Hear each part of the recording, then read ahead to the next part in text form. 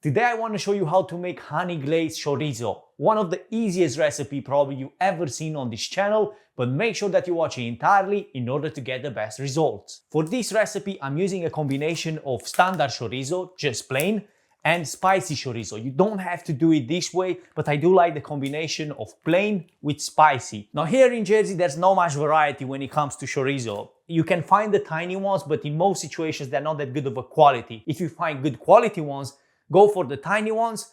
If you can't find them, just get a whole chorizo ring and you can chop it up and we'll take it from there. And this is probably the size you're looking for. You don't want to go too big, but in the same time you don't want to go too small. Bear in mind that this will shrink during cooking. There is quite a bit of fat in there. Now you could do this in the oven at 180 degrees Celsius for about 15 minutes. But I do like it to make it in the pan. It's faster till the oven gets hot and all that.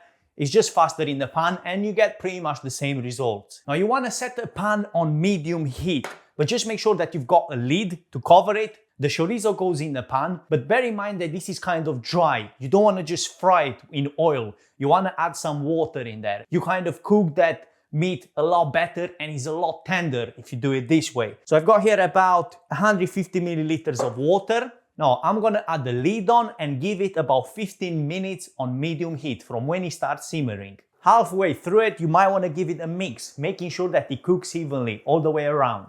So after about 15 minutes of cooking, we ended up with a combination of water we just added and some fat from the chorizo. And as you can see, it kind of shrinks slightly. We wanna reduce this till to the point that the water evaporates and all we end up with is that fat from the chorizo, and we're gonna cook this chorizo into the fat until it gets a bit of color. Now when the water is all evaporated and the chorizo starts getting color, we're gonna go in with half tablespoon of honey. And what the honey does, it balances the saltiness that comes out of the chorizo, because this whole thing till to this point, it was kind of salty. So adding the honey, it will balance it and it will taste better. And this oil, in combination with honey and everything else, you want to dip some bread in there, get a few pieces of chorizo, and it works absolutely amazing. And this was it. The easiest recipe you probably ever seen. Make sure you subscribe to the channel for more simple recipes like this, and I will see you in the next one.